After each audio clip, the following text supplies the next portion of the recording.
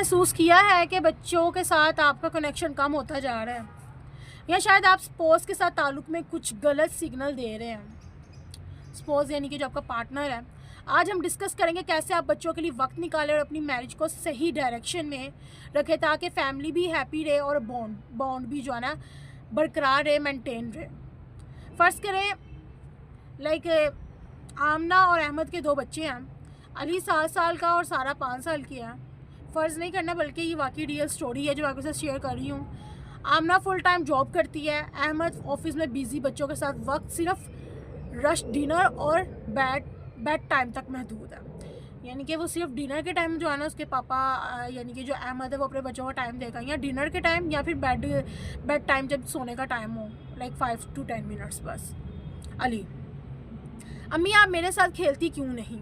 सारा: अब्बा आप भी तो हमसे दूर हैं। ये लाइन बिजी कपल में कॉमन है। इमोशनल गैप बढ़ता है और बच्चों के साथ बॉन्डिंग कमज़ोर हो जाती है। कम्युनिकेशन कम हो गया है, आर्गूमेंट्स फ्रीक्वेंट, इमोशनल सपोर्ट भी कम, स्मॉल गेस्चर्स और कंप्लेंट्स ख़त्म।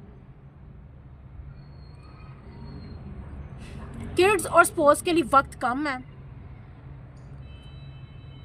मोबाइल, टीवी, टैबलेट्स, इसको ज़्यादा टाइम दिया जा रहा है।